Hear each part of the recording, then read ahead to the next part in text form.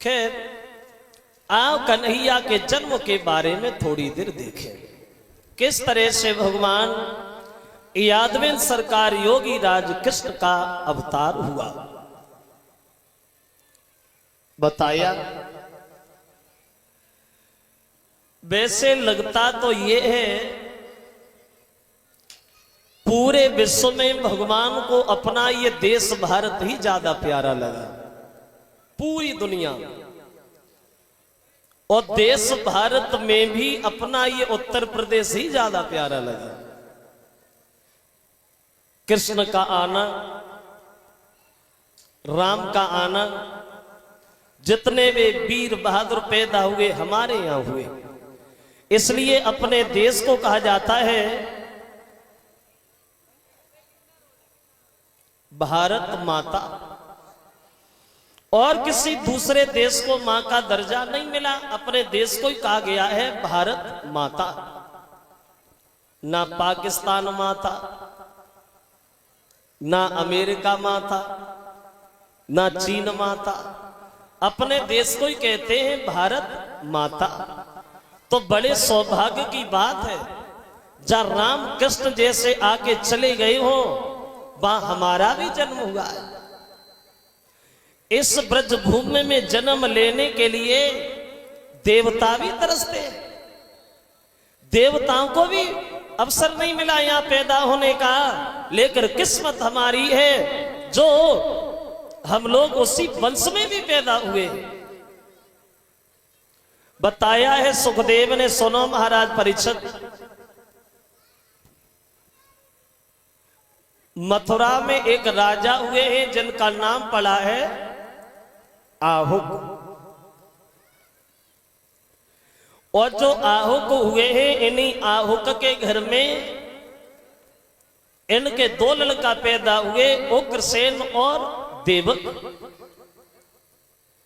जो उग्रसेन और देवक हुए हैं तो ये उग्रसेन राजा बने हैं मथुरा के। और इन उग्रसेन के इनके एक पत्नी थी जिसका नाम था पवन रेखा, जो बहुत बड़ी पतिव्रता थी पवन रेखा। और देखने में बड़ा सुंदर थी पवन रेखा। और इस पवन रेखा का नियम एक और था, जब ये सुबह को जगा करती थी तो सबसे पहले अपने पति के दर्शन करती थी और दर्शन करके उनके पैर छूती थी, उसके बाद घर में कोई दूसरा काम किया करती थी। ये काम था, इसका नियम था। सुबह सुबह जगने के बाद अपने पति के चेहरा को देखना और उनके पैर छूना और उसके बाद घर में जाकर के कोई काम करना। वैसे क्षमा चाहेंगे जो हमारी माताएं बहनें बैठी हैं, अगर हम ये सवाल करें इन लोगों में से ऐसी कौन सी स्त्री है जो रोजाना सुबह को उठ के अपने पति के पैर छूती है?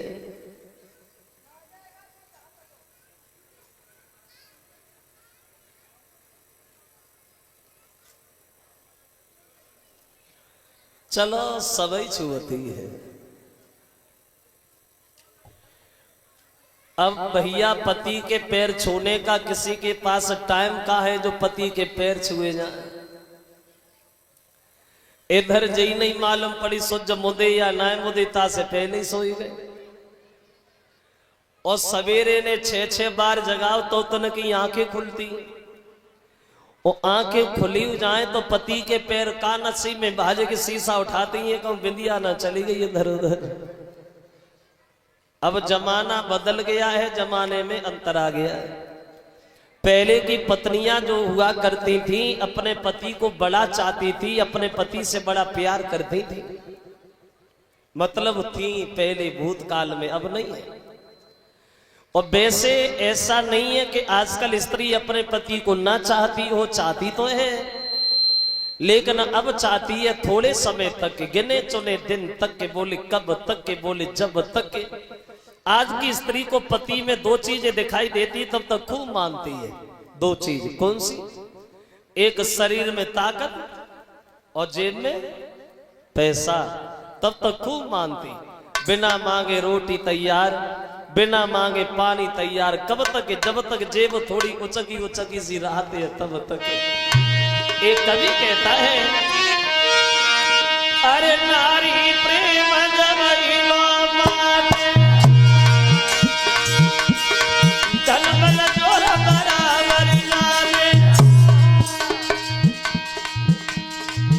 वैसे क्षमा करें, ये एक घर की बात नहीं कह रहा हूं, ये घर घर की कहानी है।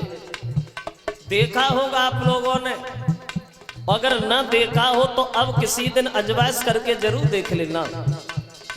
तुम बाहर से आओ, पैसा पैदा करके लाओ, घरे घुसो तो अम्मा तो मुंह की ओरी देखते, बहू जेब की ओरी देखते, भर के तो ही है। संज्ञा को पैर दबाती जाए और भाई मन की काटी जाए। देखो तुम इतने दिन बाद आए, हमारे कुंडल कब के टूटे डरे कब बनवाए।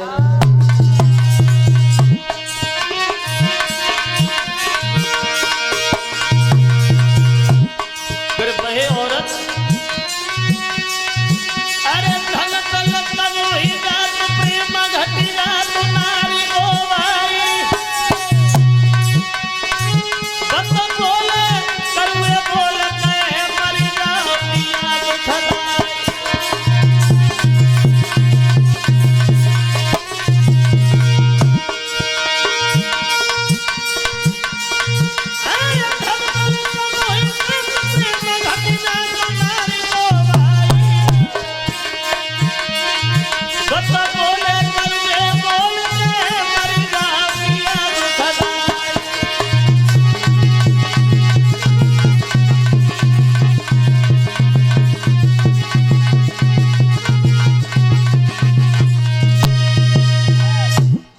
इस पवर रेखा का ये नियम था, रोजाना सुबह उठ के अपने पति के पैर छूना।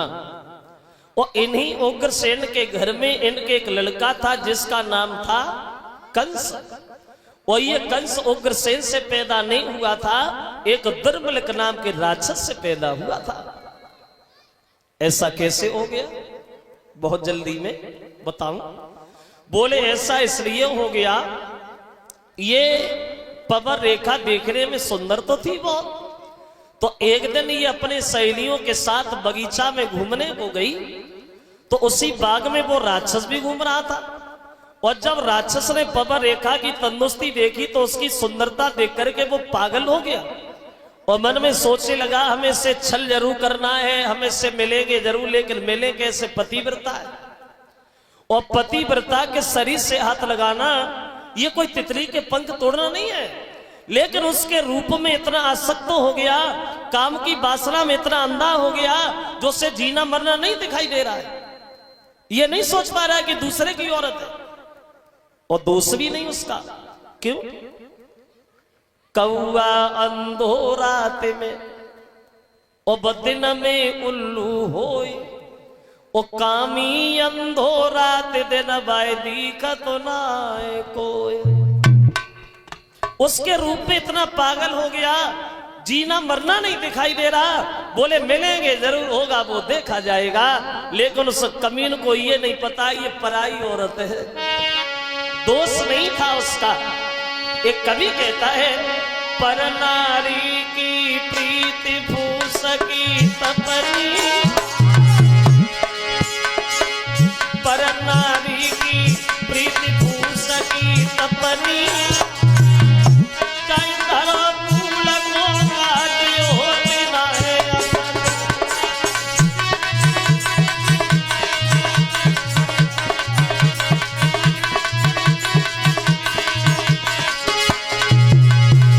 क्यों? जैसे ही रंग कुसुम की चादर में सोई रंग पराई तेरी हालई में हंस के बोले और हालई कर दे तुम पड़ा।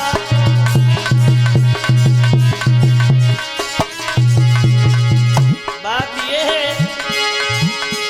धोबी की नाक को का बिगड़े, जब पहले छुटे सब ही कपड़ा को, ओ संग प्यास बुझत कदम ना पानी भलो अपन बिगड़ा।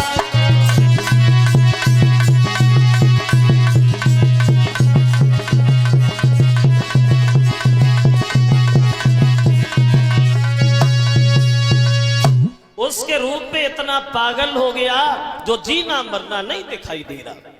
अब उसके पतिव्रत धर्म को नष्ट करने के लिए उस राक्षस ने अपनी माया दिखाई। आंधी तूफान मचाना शुरू कर दिया।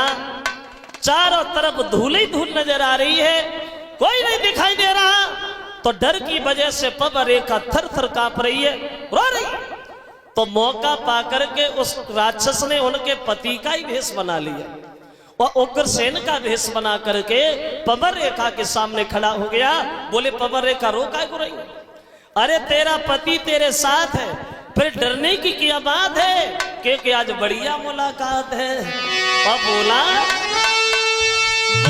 है प्रिय रुधन छोड़ो, हाजिर है तेरा रखवाला। और मेरे आगे देखी कोई अब कौन भला हिम्मत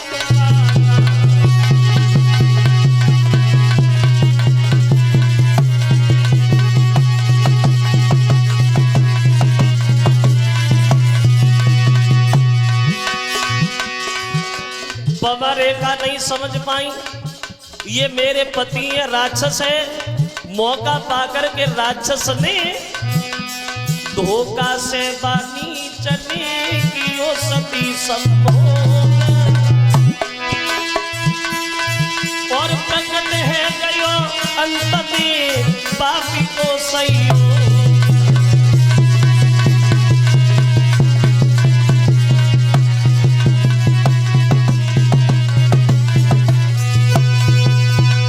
मौका पाकर के राक्षस ने धोखा से बानी चने और कियो सती संभोग, और प्रकट है गयो अंत में वो पापी को संयोग।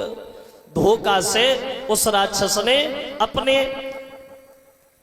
बल से उस पवन रेखा के पतिव्रत धर्म को नष्ट कर दिया और बाद में वह राक्षस अपने रूप में आ गया। और जो पवन रेखा ने राक्षस को देखा तो पवन रेखा के पैरों तले जमीन खिसक गई। चिल्लाने लगी, कमीन तू, अरे तूने क्या किया? तूने तो हमें मुंह दिखाने के लायक ही नहीं छोड़ा। अब मैं अपने पति के सामने कैसे जाऊंगी? मैं अपने पति को मुंह कैसे दिखाऊंगी? अगर ये बात मुझे पहले पता होती तू मेरा पति नहीं है तो मैं तुझे श्राप दे के भस्म कर देती, मैं तुझे जिंदा जला देती। लेकिन अब मैं श्राप देने के लायक भी तो नहीं रही। और वो पवन रेखा उस राक्षस से चिल्लाती हुई बोली कि तेरा हुई है सत्यानाश, वो अभागे धर्म बिगाड़ो मेरो।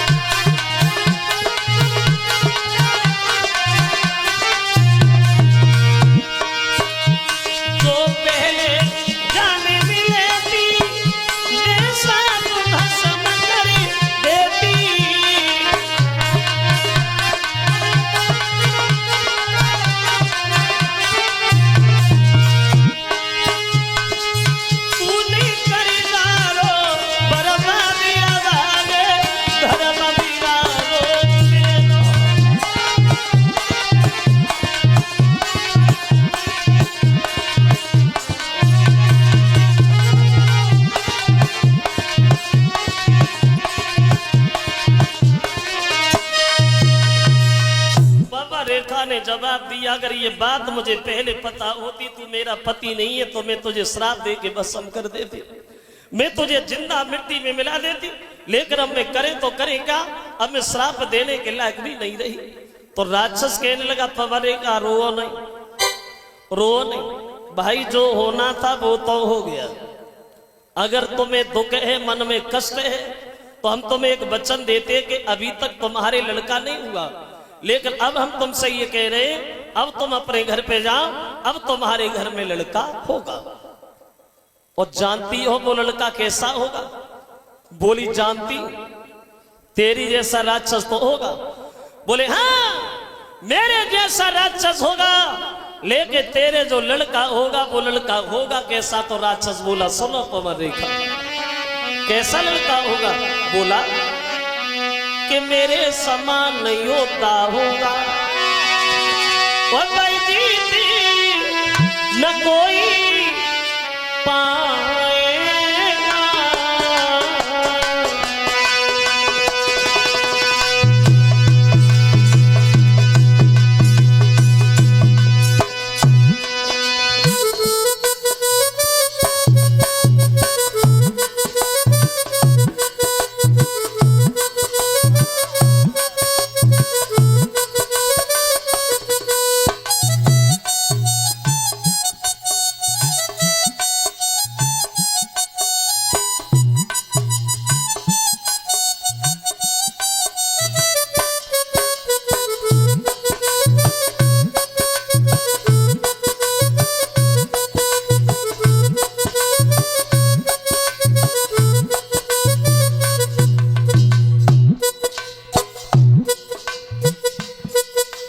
कैसा लड़का होगा?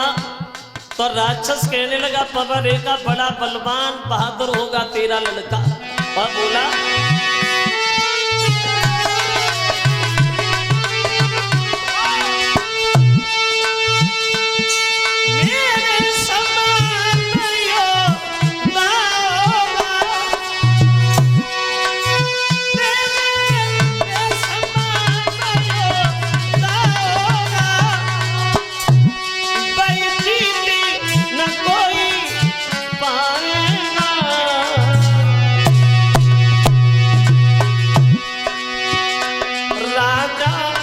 और नर की बात और बस इंद्र हरि के जाएगा।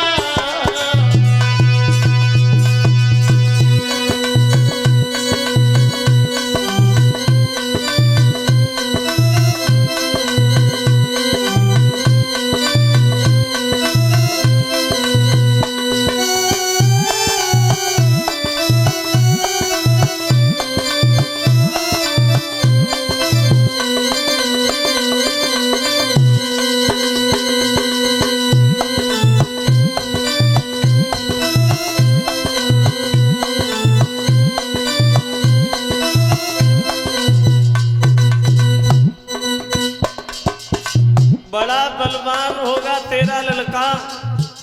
इंसान की बात तो छोड़ो पवन रेखा, देवताओं का राजा इंद्र भी उससे भय मानेगा। और एक कमी होगी तेरे बच्चे में, क्या? तो बोला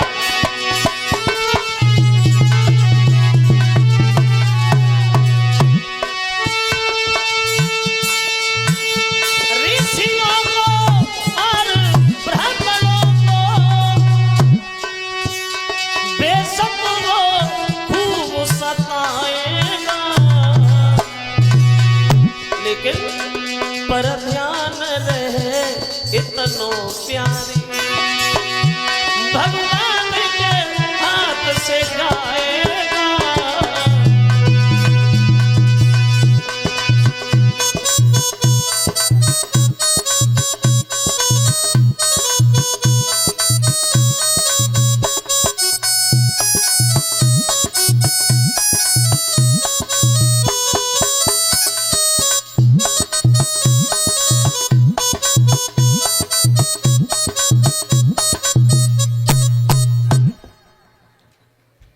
बड़ा बलवान होगा तेरा लड़का। इंसान की बात तो अलग है, देवताओं का राजा इंद्र भी उससे भय मानेगा। लेकिन कमी एक होगी तेरे बच्चे के अंदर, वो ऋषि महात्माओं को, दीन दुखियों को ज्यादा परेशान करेगा। और बाद में वह तेरा लड़का भगवान के हाथ से मारा जाएगा। ये सब कहने के बाद राक्षस जो था वो वहां से चला गया और ये पवन रेखा अपने घर पे लौट आई। इस पवन रेखा ने घर में आके किसी को कुछ नहीं बताया कि जंगल में मतलब क्या हुआ क्या नहीं हुआ। और धीरे धीरे समय व्यतीत होता चला गया। जब प्रसव का समय आया, बच्चा जब पैदा हुआ तो वहां असगुन बहुत हुई, असगुन। और एक बात जरूर ध्यान रखना, जब घर में सपूत पैदा होता है तो सगुन दिखाई देते, और जब कुल कपूत पैदा होता है तो असगुन ही नजर आते। लड़का जब पैदा हुआ तो असगुनों की झड़ी लग गई। आंधी तूफान बदर बोध सा बनी, बादल गरज रहा है, बिजली चमक रही है, पानी बरस रहा है। लड़का जिस समय पैदा हुआ मथुरा में वो दशा बनी है।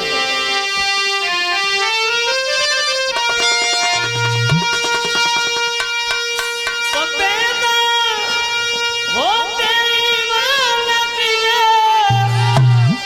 अरे आंधी तूफान मचाने लगी, और बिजली चमकी आकाश हिलो, ये महाप्रलय सी आने लगी।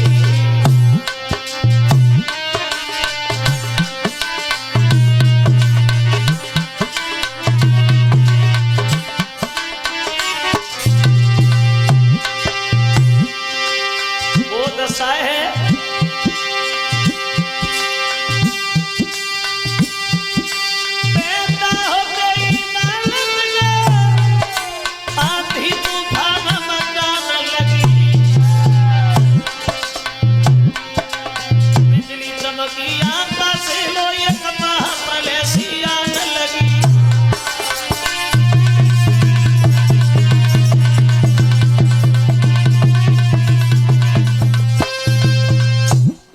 जिस समय पैदा हुआ और उसी बच्चे का नाम रखा गया है कंस।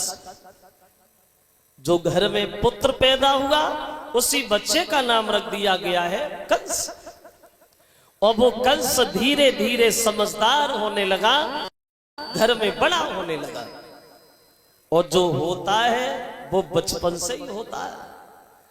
कंस बचपन से इतना बड़ा शैतान था, किसी बच्चे का सर फोड़ना, किसी का हाथ तोड़ना, किसी का पैर तोड़ना। अब शिकायतें आने लगी उग्रसेन के पास। सब लोग उग्रसेन से जाके बोले, महाराज किसी दूसरे की बात होती तो तुमसे शिकायत करती, अच्छा लगता। और जब राजा ही प्रजा को परेशान करने लगे तो ये प्रजा किसके सामने रोएगी?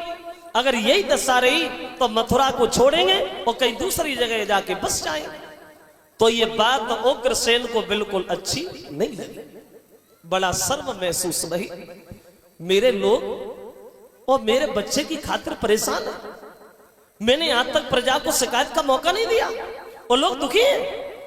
क्रोध में आकर के कंस को अपने करीब बुलाया, कंस इधर आ, पागल हो गए हो तुम, बुद्धि खराब हो गई है तुम्हारी। जो रिश्ता शेर और बन का होता है वही रिश्ता राजा प्रजा का होता है। शेर अपने शरीर के घमंड में आकर के बन को उजाड़ दे तो फिर अपने शरीर को कहां छुपाएगा? एक दिन वो होगा, अगर ऐसे ही चलते रहे तो कौड़ी के 3 बिक जाओगे समाज का। कंस बोला, हाँ समझ गए। क्या समझ गए तुम? बोले, चिल्ला काय को रही हो? समझ गए। क्या समझ गए तुम? बोले, धीरे धीरे बोलो, बुढ़ापा है, सांस रुक जाएगी। अब हम समझ गए तुम्हें बुढ़ापे में राज्य नहीं आराम की ज्यादा जरूरत है। सच बताना भैया, तुम तो जानते हो हमारे पिताजी के ऊपर बुढ़ापा है, और बुढ़ापे में तुम ये भी जानते हो आदमी की बुद्धि अक्सर खराब हो जाती। एक बात बताओ, अगर हम तुम्हारे राजा बन जाएं तो कैसा रहेगा? कोई नहीं बोला। बोल क्यों नहीं रहे?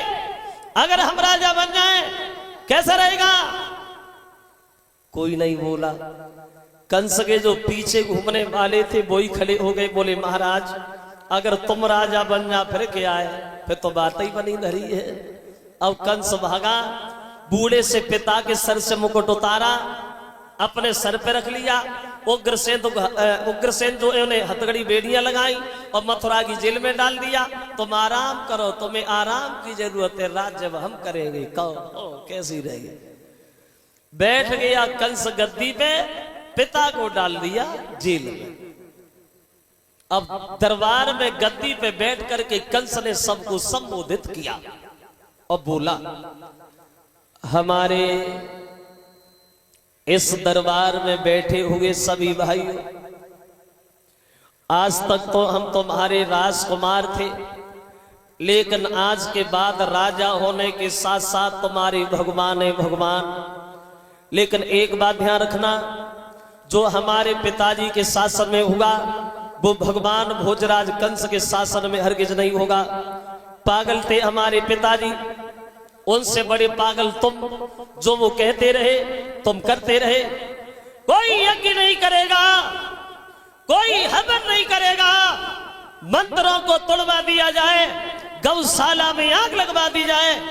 अगर महात्मा तुम्हें कहीं मिल जाए, पकड़ करके मथुरा की जेल में डाल दो, एक एक महीना की रखी रोटी दो, जो जिंदा बने रहे, भजन करने की ताकत किसी के अंदर नहीं रहे। कोई यज्ञ नहीं करेगा। मूर्खो, पौष्टिक घी को लेकर अग्नि में जला देते हो, बर्बाद कर देते हो। खुद खाओ, शरीर को मजबूत बनाओ। माता पिता अगर ज्यादा बूढ़े हो जाते हैं, व्यर्थ में ना खिलाओ, उठा के नाले फेंक आओ। वही होगा जो हम कहेंगे। हम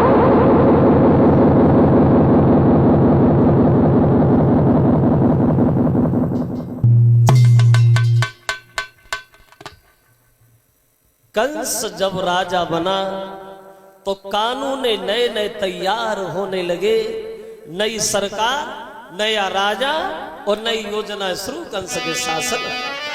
वो दशा बनी है श्रोता बंधुओं, तो अधिकारी बहुत जब कंस राज, तो कानून नए नए बनने लगे।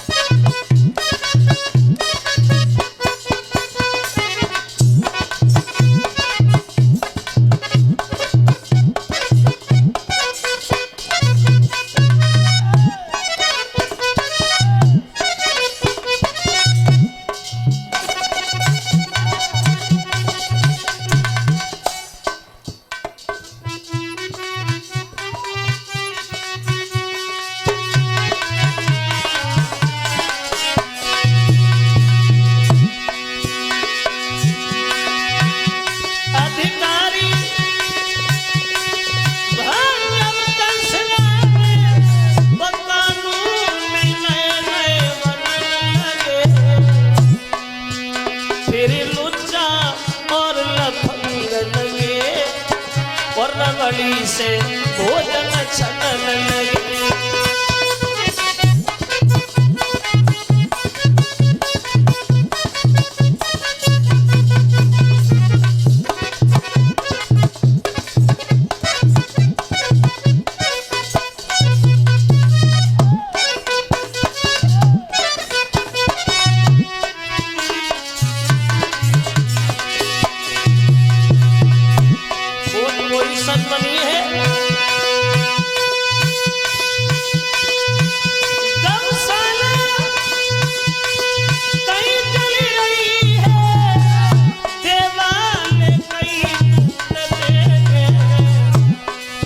पलती है मार ब्राह्मणों पे और सियन के मात फूटते हैं।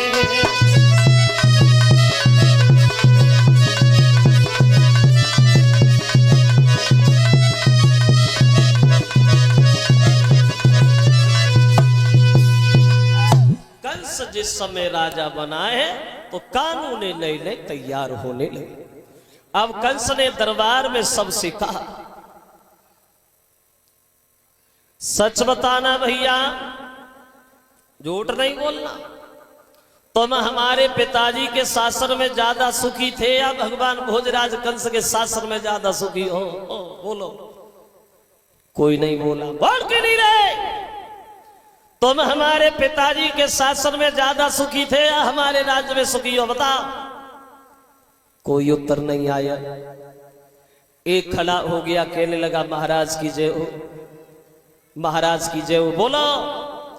कहने लगा महाराज एक बात कहना चाहते, तुम्हारे पिताजी के शासन में हम दीन दुखियों का बड़ा सम्मान होता था और तुम्हारे शासन में बड़ा अत्याचार हो रहा है, इस बात से हम बड़ा दुखी है, बड़ा दुखी है। कंस बोला हाँ, भरे दरबार में कोई दुखी नहीं, अकेले जय ज्यादा दुखी है। और हमने भी कसम खाई हम किसी को दुखी देखना नहीं चाहते। जल्लादो इन्हें उठा और ले जा, फांसी लगा। अगर ये जिंदा रहे दुख होगा, तो हम किसी को दुखी देखना नहीं चाहते। बोलो इनके अलावा और कोई दुखी है क्या? बोले कोई दुखी नहीं है। जवाब दिया होना ही नहीं चाहिए, हमारा अवतार के हुआ इसलिए तो हुआ। कोई अपने मन की बात कंस से नहीं बोल पाता। सबसे बड़ी मुसीबत आई लाल पियरे कपड़ा बांधने पे, महात्मा लोगों पे। सबसे बड़ी मुसीबत टूटी महात्माओं पे। क्या दशा बनी महात्माओं की कंस के शासन में? देखो कि हाथ न निकला, पाई न निकला, और बगल न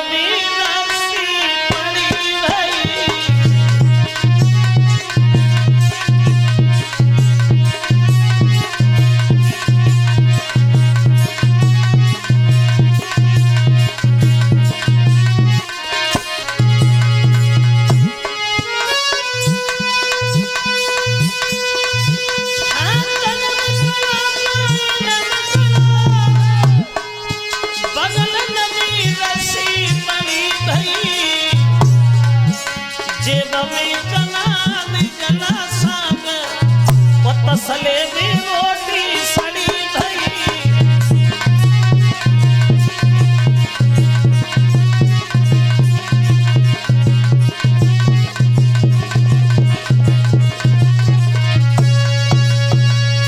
कंस के शासन में महात्मा की दुर्दशा शुरू हो गई।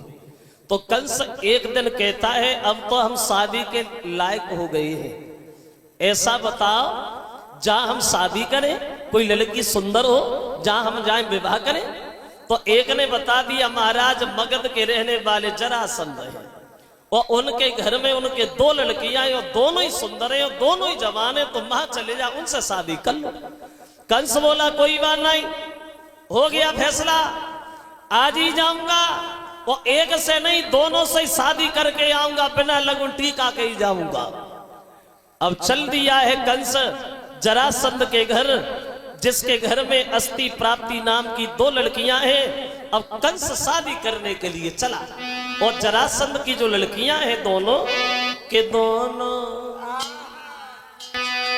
चंद्र बदन उजियारी प्रभु घर में।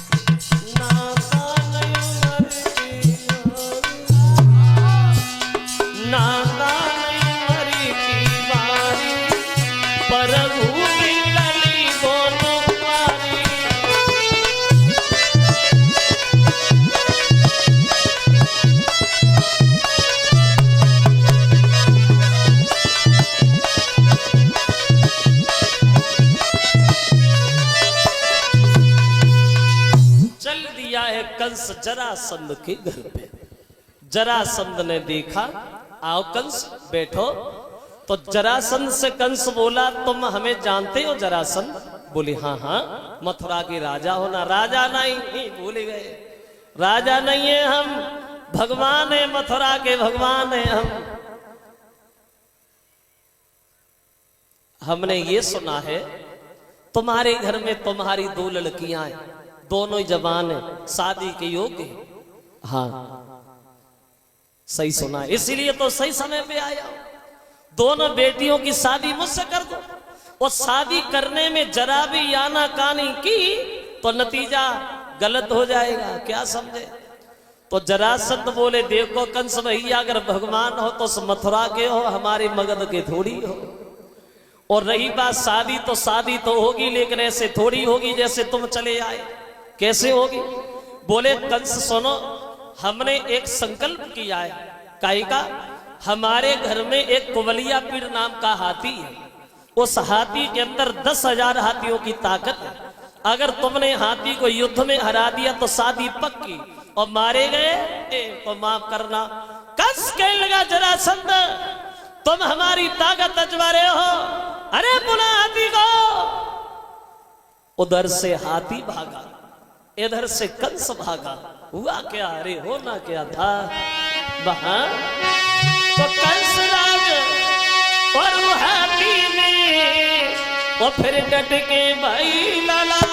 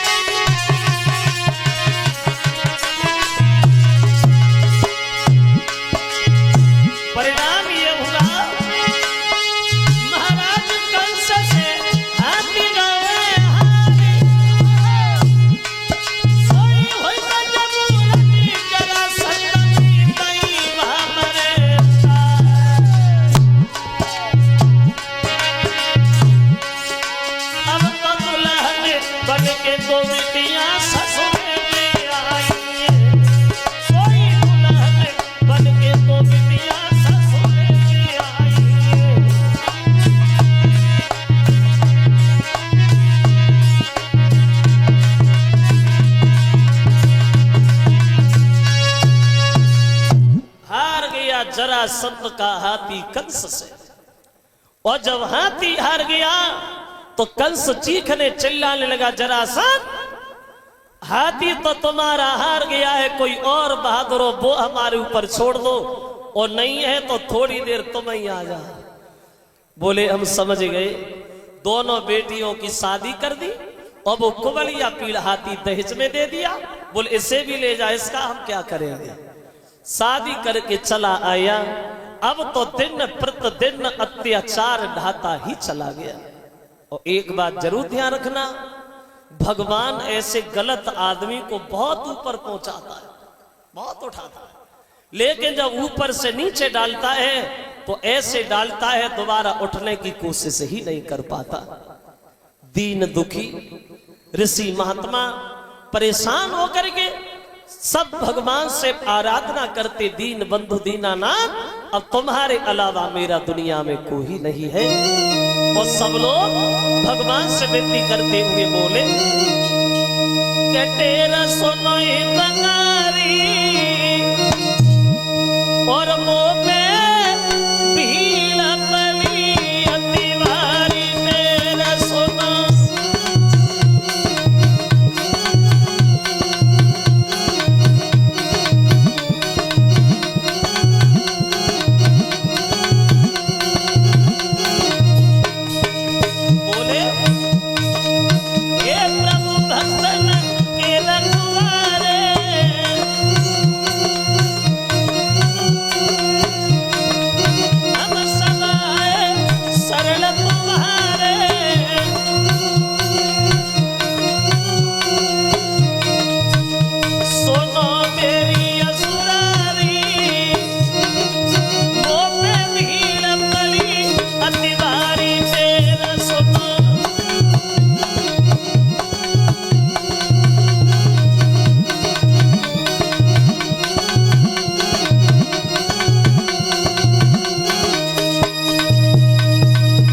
सब लोग भगवान से विनती करते, प्रभु अब तुम्हारे अलावा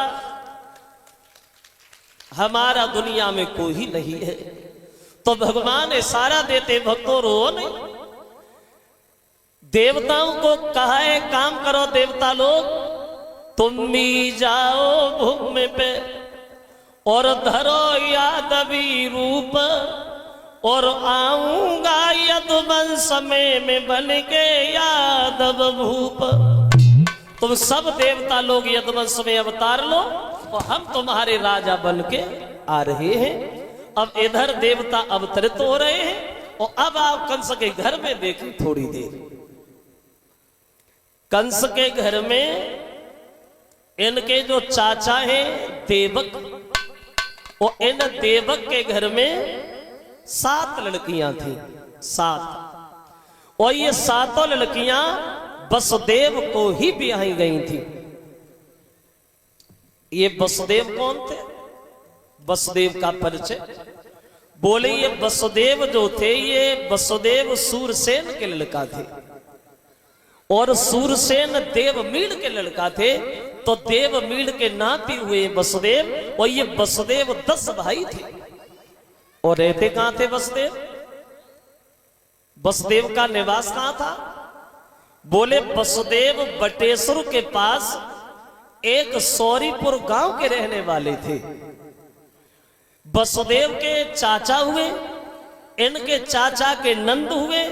ये नंद 9 भाई थे जो नंद गोकुल में रहते थे। और नंद की ससुराल कहां थी? फर्रुखाबाद में। यशोदा फर्रुखाबाद की रहने वाली थी। और राधा की मां कीर्ति जो थी ये कन्नौज के राजा भलंदन की बेटी थी। 6 बेटियों का विवाह वसुदेव के साथ हो गया। सबसे छोटी बची है देवकी। जिस देवकी को कंस अपनी सब बहनों में से ज्यादा चाहता था, देवकी से ही ज्यादा प्यार करता था।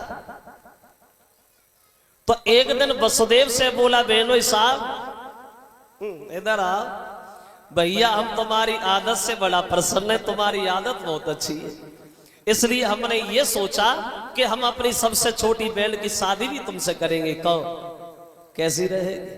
तो वसुदेव बोले, हम के मना करें, हम तैयार, एकदम तैयार। पहले ये नियम नहीं था कि शादी एक ही करो, मन में आए तिथि करो, जोले होए तोले करो, कोई प्रतिबंध नहीं।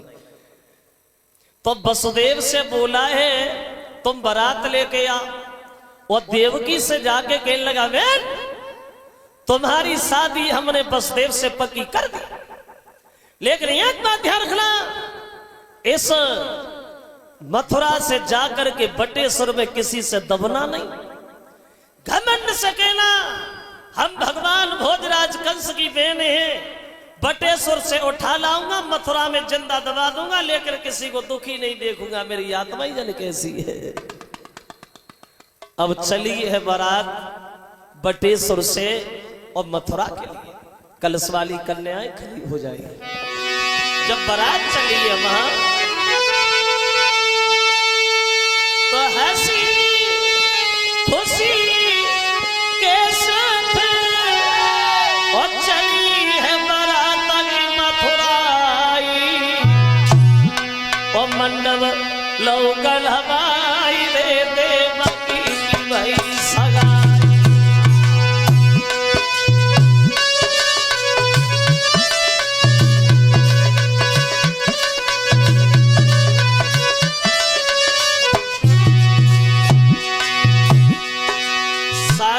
देवकी की वसुदेव से, फिर वही महल से जुदा सुबह को विदा लगी करवाई,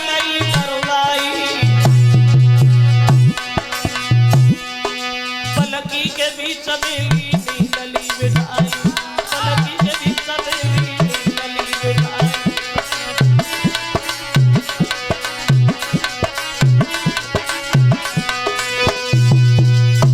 देवकी की शादी हुई है वसुदेव से, और जब देवकी की शादी वसुदेव से भई तो इस देवकी की संगई विदा भई। तो देवकी पालकी में बैठकर के ससुराल में जिस समय चली है, तो लड़कियां गीत गाने लगी, देवकी को विदा करने लगी। अब देवकी भी बड़ा मगन है, ससुराल में जा रही है, बड़ा खुश है देवकी, बड़ा खुश। ये देवकी रो के नहीं गई ससुराल में, जैसे आजकल लड़की ससुराल में जाती है तो रोती है। पहले ये रोना नहीं चलता था। रोना बताया ये गया है ज्यादा दिन पहले से नहीं चला, 1947 से ही पहले चला। जब ये हमारा देश गुलामी में था तब हमें हिंदुओं के साथ अच्छा बर्ताव नहीं बरता जाता था, तब से ये रोना चला। हमारे देश को आजादी तो मिल गई, लेकिन इस रोने से आजादी आज तक नहीं मिली। ओ अब रोइबो का है, अब तो रोवन की एक परंपरा सी बनी गई है। जा पे रोवा तो सो रोवती, ना रो पाती सो रोवती।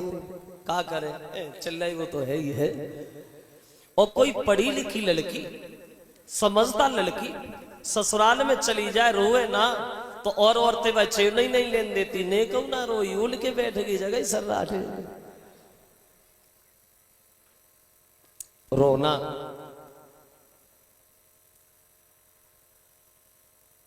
एक बार एक लड़की की विदा हो रही थी, तो जब लड़की की विदा हो रही थी तो लड़की खूब चिल्ला चिल्ला करके रो रही थी खूब। तो उस लड़की का एक छोटा भाई था, वो अपने पिता से बोला, क्यों पापा दीदी रो रही है, जीजा जी क्यों नहीं रो रहे? लड़का बोला, पापा दीदी रो रही है, जीजा जी नहीं रो रहे। तो पापा बोले, लला तेरी दीदी तो आज ही रो रही है, जीजा आज के बाद जिंदगी भर रोए। और रोना तो लड़कियां देवकी को विदाई में लग गई और गीत गाने लगी। बोली, अरे जा मेरी मैंने तू रहे सुधारी, जा मेरी मैंने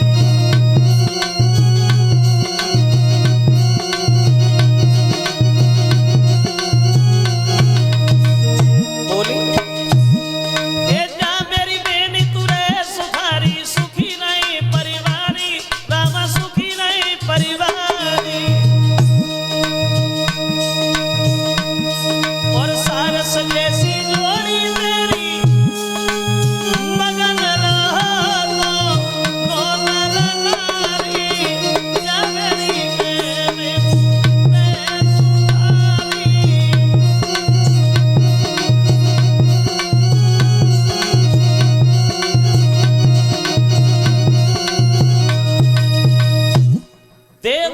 विदा किया है लड़कियों ने।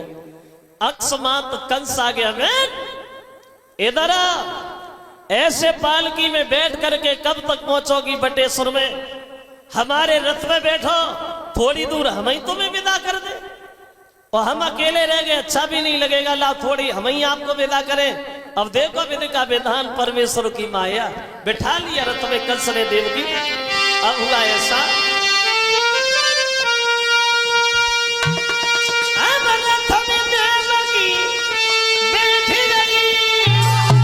पीछे से एक रसाल आए हैं, पता के पीछे और कंसराज वसुदेव कुमार का साल आए हैं।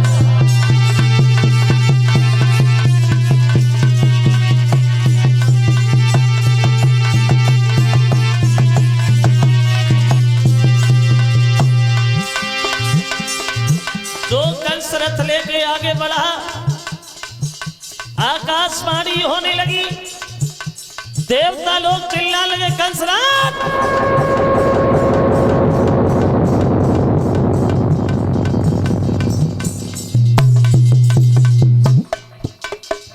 जो कंस ने ऊपर देखा तो देवता बोले, कंस सुनो मेरी बात सुनो, ओ कंस राज मत भूल जरा, ये भूल भूल मिल जाएगा, देवकी काठ में बालक होगा जो मार के तुझे गिराएगा।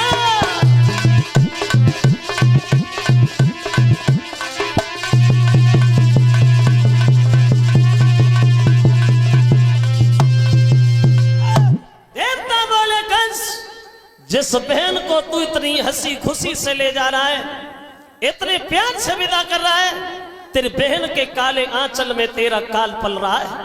तेरी बहन के गर्भ से जो 8वां लड़का होगा, जिसके हाथ से तू मारा जाएगा,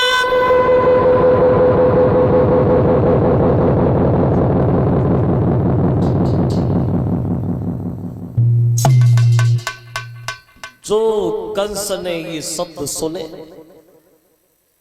केसों को पकड़ करके देवकी को रथ के नीचे खींच लिया। झूठ माने देवताओं, मेरा काल हो ही नहीं सकता, क्योंकि ये कंस अमर है। अगर मेरी बहन के गर्भ से वो सपोला पैदा होगा, जिसके हाथ से मेरा वध होगा, तो हम उस वृक्ष को ही नहीं छोड़ेंगे जिस पे कोई फल लगे। मार दूंगा अपनी बहन को। समझ जाएंगे दुनिया के लोग, कंस का काल मारा गया। कंस अमर है, अमर।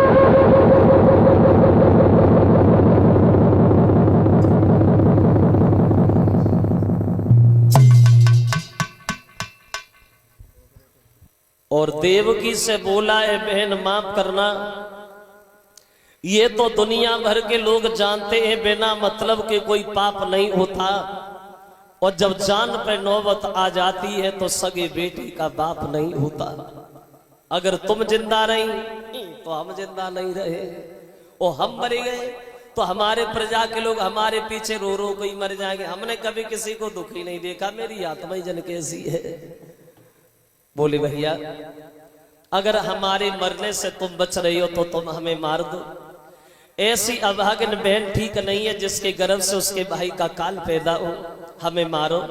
कंस ने जैसे ही देवकी को मारना चाहा तो वसुदेव बीच में खड़े हो गए, और वसुदेव कहते हैं कि कंसी सुको न मार,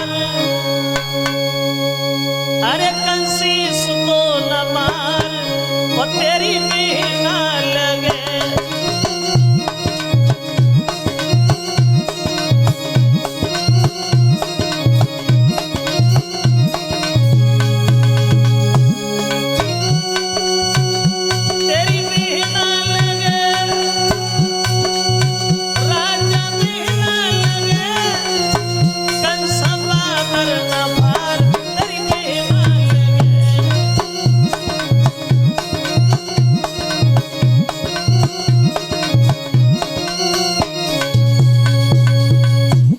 ना मारो कंस। कंस बोला, क्यों ना मारो, बेन हमारी है, तुम कौन होते बीच में बोलने वाले हटोलक। बोले कंस, अगर बहन तुम्हारी है तो ये पत्नी हमारी, और दुनिया भर में ऐसा कोई भी पत्थर दिल पति नहीं होगा जो अपनी पत्नी को अपने आंखों को सामने मरता हुआ देखे। एक काम करो कंस, तुम्हें अपनी बहन से तो कोई डर नहीं है। बोले नहीं, इसकी संतान से डर है। हाँ, तो एक काम करो ना, जब तक तुम्हारी बहन के 8 बालक नहीं हो जाते तब तक हम मथुरा छोड़ के बटेश्वर में नहीं जाएंगे। बच्चा पैदा होगा तो सबसे पहले हम तुम्हारे पास लाएंगे, मारना छोड़ना ये फैसला तुम्हारे ऊपर है। तो कंस को ये बात अच्छी लगी। बोले, बहनों साहब एक काम जरूर करना, अगर तुमने जरा भी आना कहानी हमारे साथ की तो हम भूल जाएंगे हमारे बहनों ही हो। दोनों को हथकड़ी लगाई, जेल में डाला। तुम भी आराम करो, तुम्हें भी आराम की जरूरत है। अब वसुदेव और देवकी जेल में है। धीरे धीरे धीरे धीरे जब समय व्यतीत हुआ तो कुछ समय के बाद जेल में देवकी के गर्भ से पहला बालक पैदा हुआ है। वहां देखिए जेल खाने में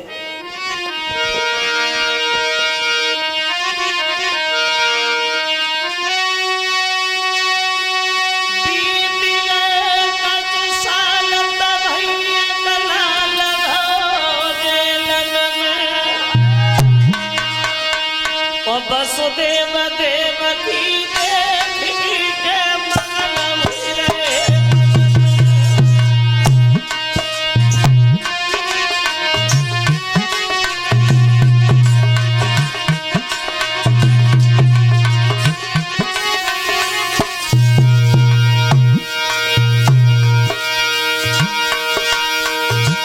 तेरा लड़का पैदा हुआ।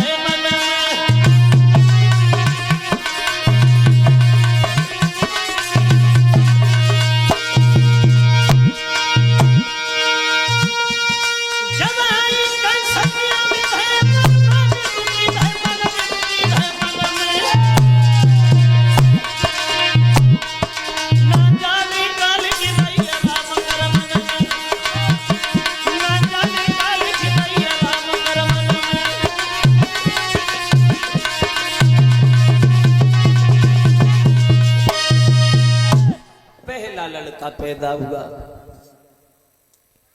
देवकी बड़ा मगन भई, लेकिन जब कंस का ध्यान आया तो देवकी रोने लगी। वसुदेव से बोली है, महाराज मेरा भैया मेरे बच्चे को नहीं छोड़ेगा, मेरा भैया मेरे बच्चे को मार देगा, मेरे बच्चे को बचा लो। तो वसुदेव कहते, देवकी मां होने के नाते जितना दुख तुम्हें है तो पिता होने के नाते उतना ही दुख हमें है, लेकिन मैं करे क्या? अगर इस बच्चे को लेके कंस के करीब ना गए तो खबर तो उसे लगेगी, फिर पता नहीं हम लोगों के साथ क्या करें। इसलिए मेरी एक बात सुन लो देवकी। और बोले, दरिल दिल में धीर सबर करे किरी दिल को डांटो।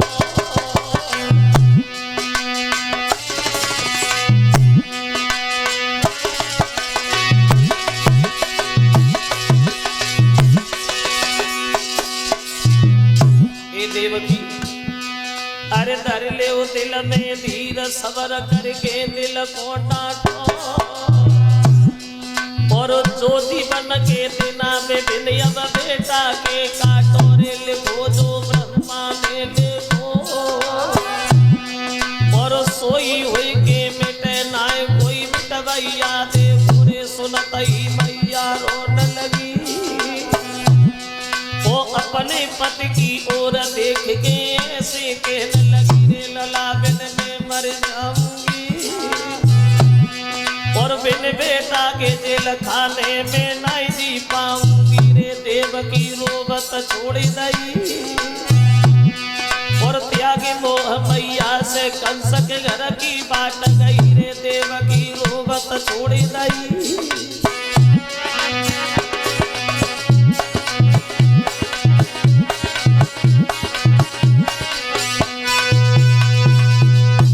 पहला लड़का पैदा हुआ और जब पहला बालक पैदा हुआ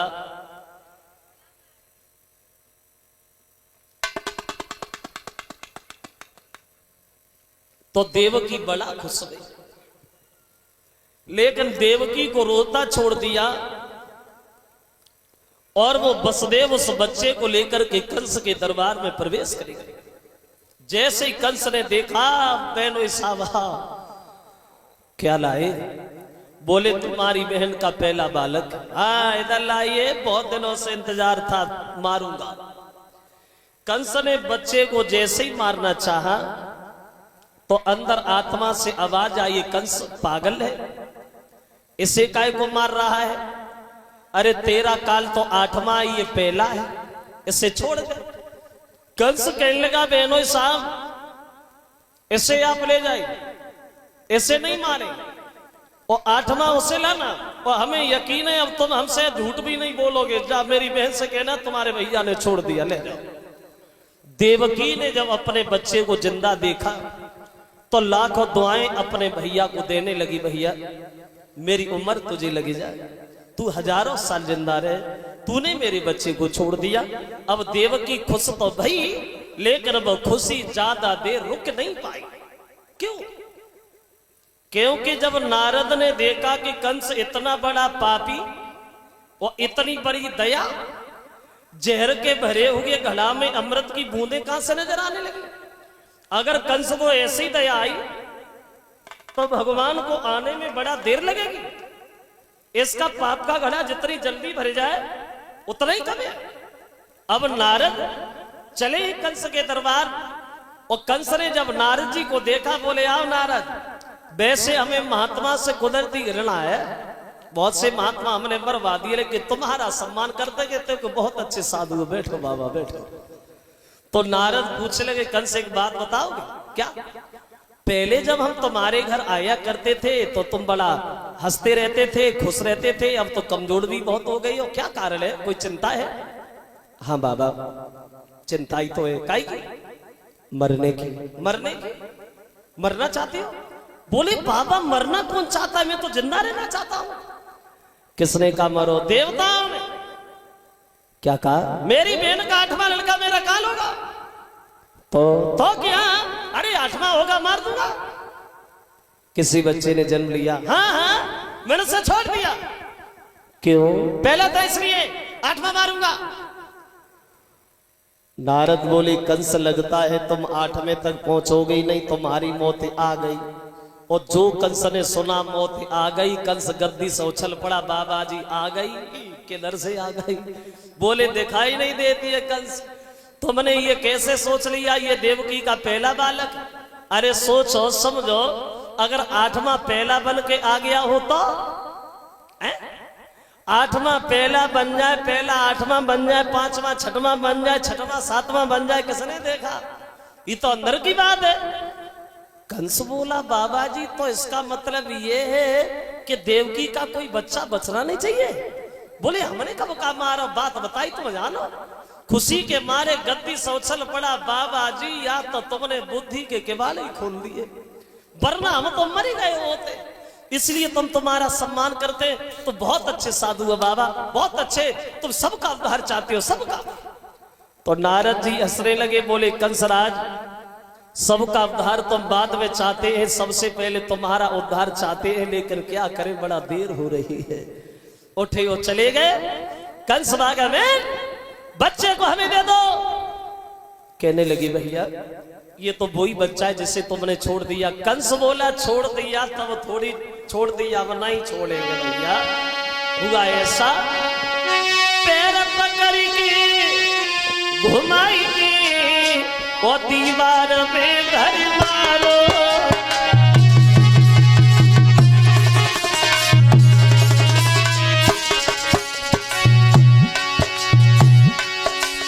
और दशा देख की बेटा की मैया को आओ संभालो। पैरों की तरफ पकड़ के जब बच्चे को चट्टान से पटका तो जरा से बच्चे की मांस की बोटियां बोटियां बिखरी गई, पछाड़ खा के देवकी गिर गई।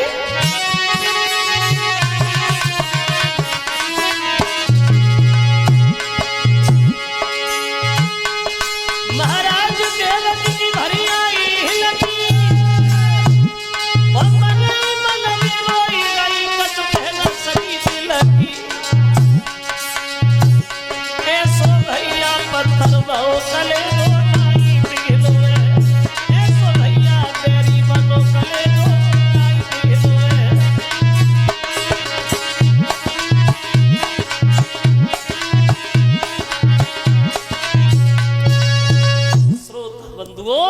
कंस ने देवकी के एक नहीं इसी तरह से 6 बच्चों को जान से मार दिया। जब 6 बच्चा मौत के घाट उतार दिए, अब 7वां गर्भ जब देवकी के आया तो भगवान ने वहां एक अपनी चाल चली। योग माया द्वारा उस बच्चे को देवकी के गर्भ से निकाल करके और रोहिणी के गर्भ पहुंचाया। ये रोहिणी वसुदेव की दूसरी पत्नी है जो गोकुल में रहती है। जब वहां बच्चा पैदा हुआ तो उस बच्चे का नाम रखा गया है बलराम। और इधर पूरी मथुरा में खबर भेज दी गई कि देवकी का 7वां गर्भ खंडित हो गया। अब चले 8वें गर्भ में स्वयं भगवान आ गया समय, जिस समय को ऋषि महात्माओं को, दीन दुखियों को बेसब्री से इंतजार था। भादों का महीना, कृष्ण पक्ष अष्टमी, दिन बुधवार को चले भगवान। अब कंस ने इधर तैयारियां शुरू कर दी। दरबार में कंस बैठ गया और कहने लगा है पहलवानों आ गया है समय कुर्बानी का, ये वक्त आना कानी का नहीं है। जहां एक एक पहरेदार लगता था 10-10, 20-20 लगी जाओ, जागते रहो, एक दूसरे को पूरी रात आवाज देते रहो, सोना नहीं, सोना नहीं। जैसे ही मेरा काल पैदा हो आके हमें बताना, इतनी दुर्दशा के साथ मारूंगा जो देखने वालों का कलेजा हिल जाएगा।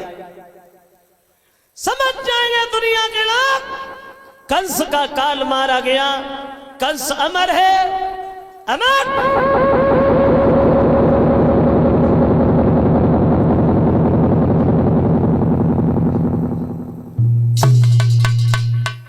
तैयारियां कर रहा है मथुरा में तैयारियां हो रही हैं। ऐसा ही नहीं,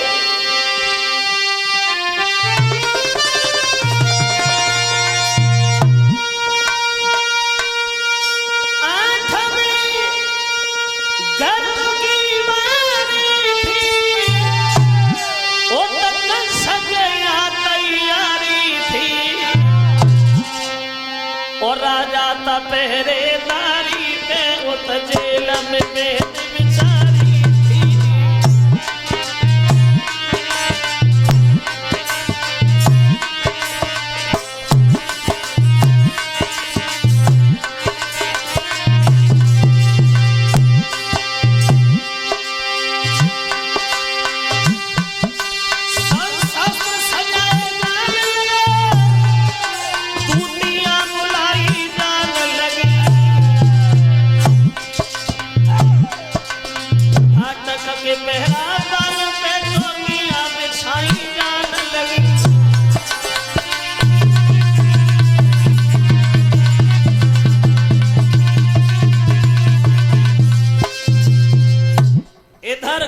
तैयारियां कर रहा है और उधर भगवान अपनी तैयारी में लगे हैं, चलने की तैयारियां कर रहे हैं। धीरे धीरे पानी की बरसात हो रही है। उन पहरेदारों के साथ कुछ घात हो रही है। जैसे जैसे रात हो रही है ऐसा लगता है कि भक्त और भगवान की कुछ बात हो रही है। जैसे जैसे रात हो रही है वैसे वैसे कि फाटक के पहरा बालों में और बेहोशी आती जाती है।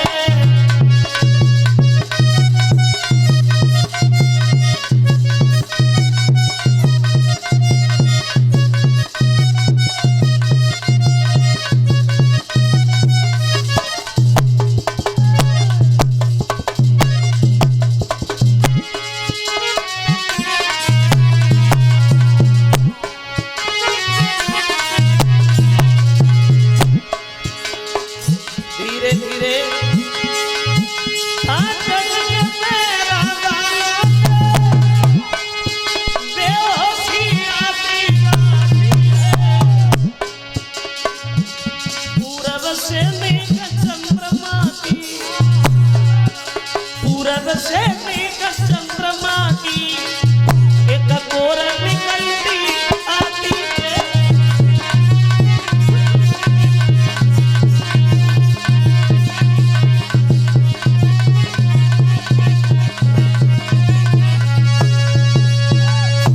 पहरेदार गहरी नींद में सो गए और जब पहरेदार गहरी नींद में सो गए इतने में उस जेल की वो एक चमकी उठी दीवार, तो कैदी भक्तन के यहाँ प्रभु आए जगदाधार।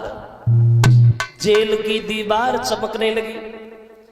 बसदेव और देवकी उठ करके बैठ गए। सोचे लगे परमात्मा जय नहीं मालूम पड़ रहा कि हम स्वर्ग में आ गए या स्वर्ग खुद चल के हमारे पास आ गया। भगवान की तस्वीर नजर आई तो बसदेव दोनों हाथ जोड़ के कहते प्रभु हम आपकी क्या सेवा करें।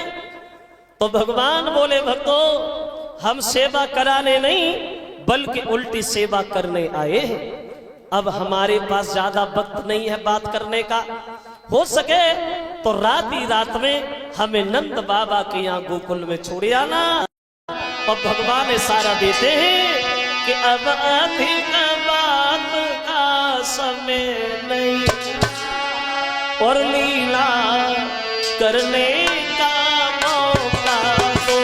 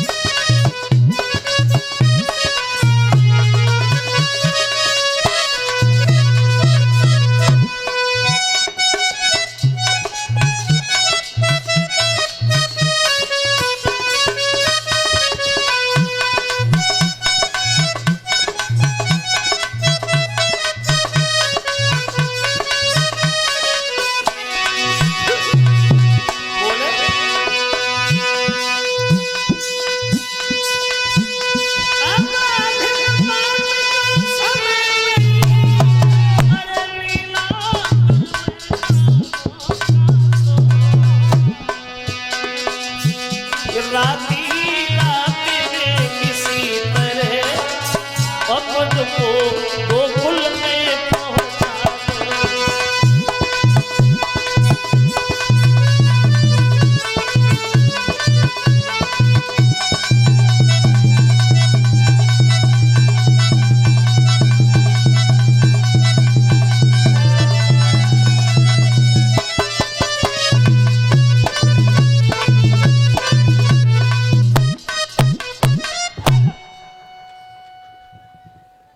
हो सके तो हमें नंद बाबा के गोकुल में छोड़े आना।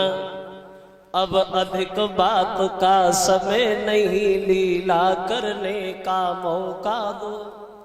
और रात ही रात में किसी तरह और मुझको गोकुल में पहुंचा दो।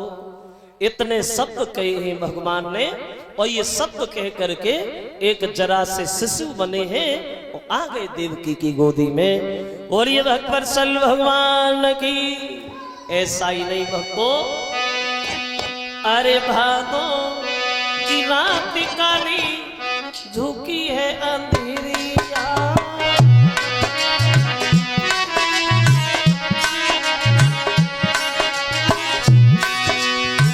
भादो की रात काली झुकी है अंधेरिया।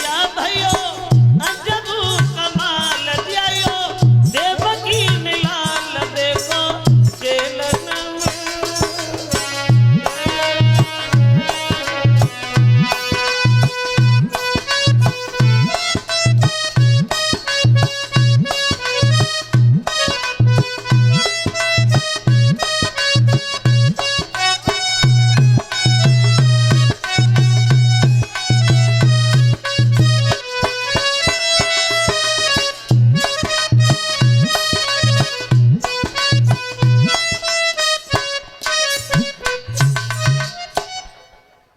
आ गए देवकी की गोदी में भगवान।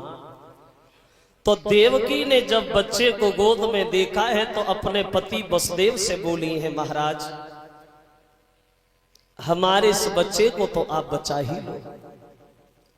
हमारे भैया ने हमारे सब बच्चा मार दिए, प्रभु हमारे इस बच्चे को तो आप बचा लो। तो वसुदेव कहते हैं, देवकी अगर हथकड़ी बेड़ियां खुल जाए तो कोशिश हम जरूर करें। कहने की देर थी, हथकड़ी बेड़ियां खुली नजर आई। ए बच्चों खड़े ना हो, ये व्यवस्था वाले अपनी व्यवस्था देखे ना, किसी को खड़ा ना होने दे। हथकड़ी बेड़ियां खुली नजर आई हैं, पहरेदार गहरी नींद में सो रहे हैं, फाटक खुले पड़े हैं। तो वसुदेव धीरे धीरे आगे बढ़े। देखिए तो लेके वसुदेव मथुरा से गोकुल चले, और मां की ममता खड़ी देखती रहे।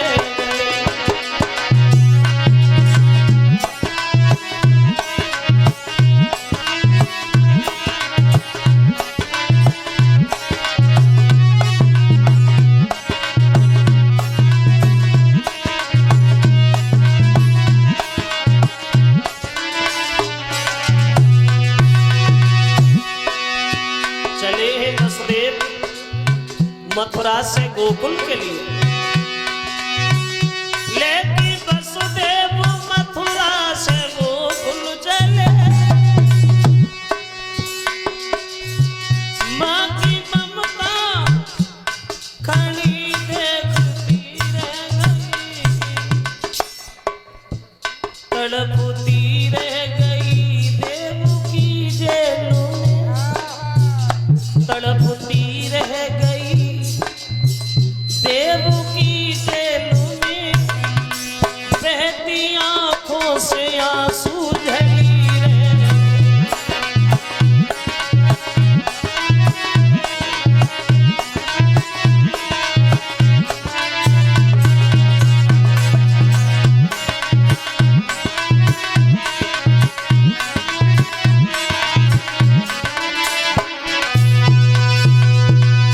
चले वसुदेव भगवान को लेकर के मथुरा से गोकुल के लिए।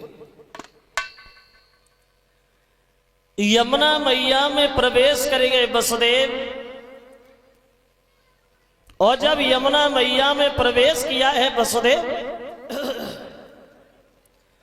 तो यमुना मैया ने देखा है कि भगवान जा रहे हैं और हमने इनके पैर भी नहीं छुए। अब पता नहीं भगवान के कब दर्शन हो। तो ये सोच करके यमुना जी जो है वो उफान भरती है देखने को भगवान को। ऐसा ही नहीं, चढ़ी आई जमुना, ओ चढ़ी आई जमुना, पावत देखो सोइया छके, चढ़ी आई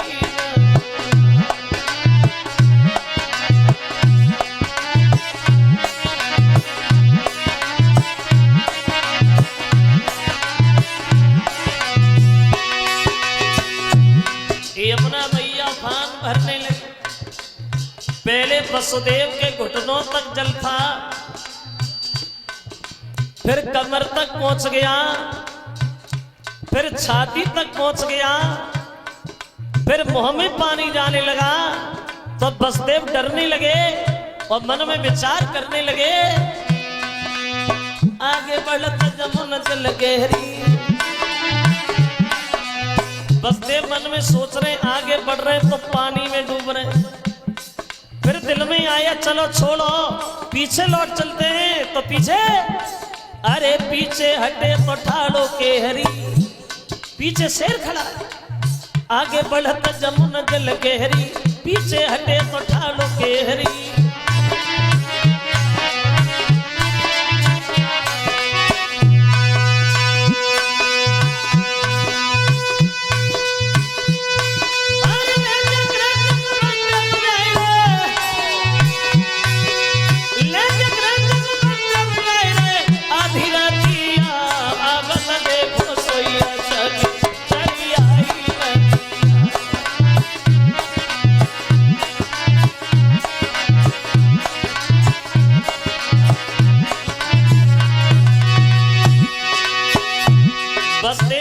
विचार करने लगे आगे बढ़ रहे तो पानी में डूब रहे, पीछे हट रहे तो शेर खलाए। तब मुरलीधर ने पैर लटकायो,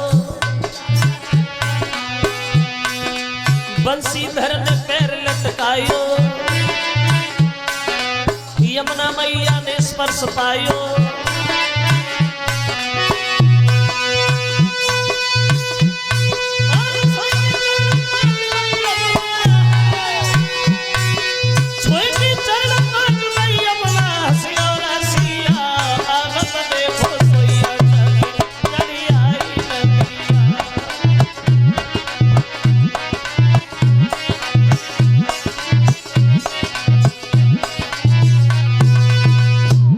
भगवान ने अपना पैर नीचे को किया तो यमुना मैया ने स्पर्श पाया और अपनी हद में आ गई यमुना।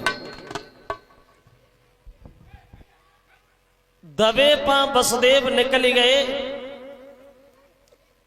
यशोदा मैया के करीब जो योग माया बच्ची का रूप धारण किए हुए लेटी,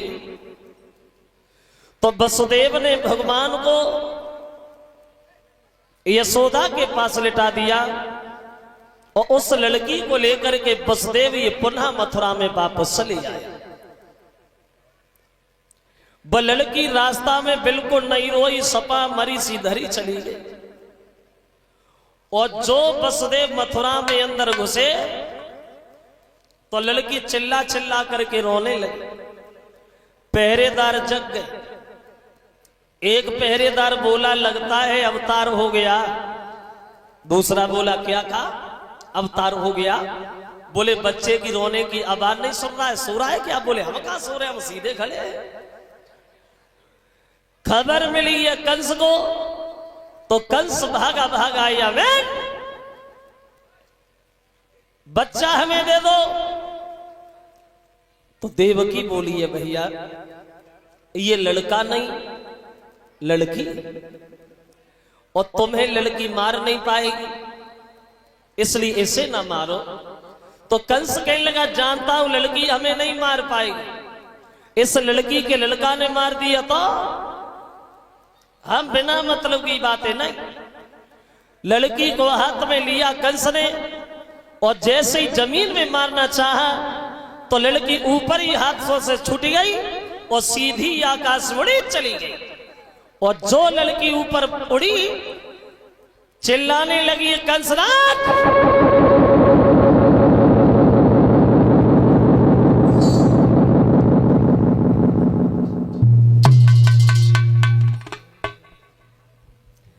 अरे तू हमें क्या मारेगा, तेरा काल गोकुल में पैदा हो गया। और वो लड़की बोली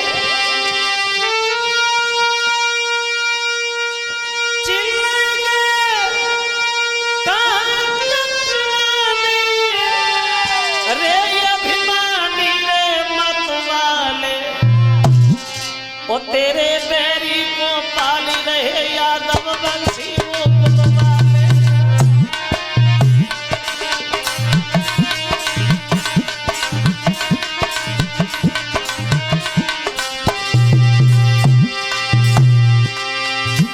बोली विश्वास मान रहे अभिमानी, आप के बीच हो चुका है। अब तेरे काल का अपराधी इस ब्रज में जन्म हो चुका है।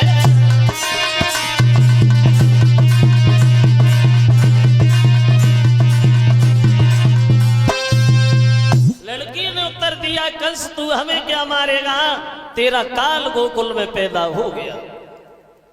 जिसके हाथ से तू मारा जाएगा। जो कंस ने ये शब्द सुने तो देवकी के पैरों पे गिर पड़ा, माफ करना बहन, तुम्हारी गोदी भी खाली हो गई, मेरा काल भी नहीं मरा। तो वसुदेव कंस को समझाने लगे कंस सुनो, तुम एक बात नहीं जानते हो, मौत का समय जो निश्चित है और वो उसी समय पर आएगी। और जिस समय मौत आ जाएगी वो एक घड़ी न टलने पाएगी। और बैठी है दुनिया कमरी कसे और बस चलवे ही की तैयारी है। और वो चल देता है बिना कहे और जिसकी जिस दिन की बारी है। इसलिए मेरी बात मानो, जो होना है वो हो के रहेगा, चाहे तुम कुछ भी करो।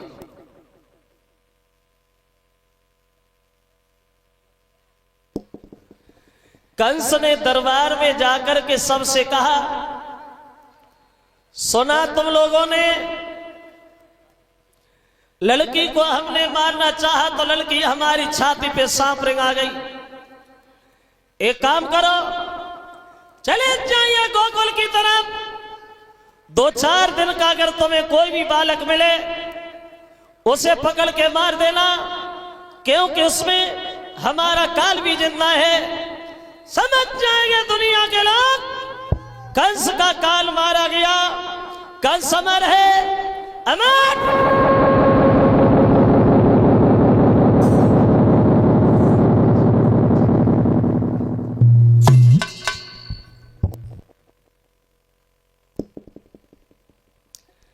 अब इधर कंस के दुराचारी दौड़े, उपद्रव मचाने लगे हैं ब्रजभूमि में, बच्चों को ढूंढ ढूंढ के मारने लगे वहां। उधर जब सवेरा हुआ है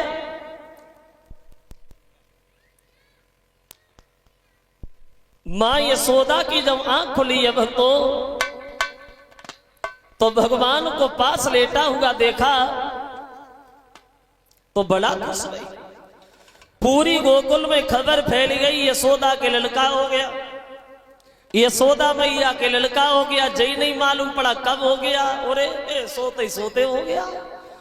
आओ तो गांव की गोपियां ढोलक बाजे लेकर के दरवाजे पे पहुंच गई बधाई गाने के लिए। अब तो द्वार पे बधाई बजना शुरू हो गई, गोपियां दरवाजे पे नाचना शुरू हो गई। अब तो नंद बाबा के द्वार पे दान लुटवाने सब लोग शुरू हो गए। ऐसा ही नहीं भक्तों, बधाई बजने लगी नंद बाबा के दरवाजे पे। यशोदा ने सही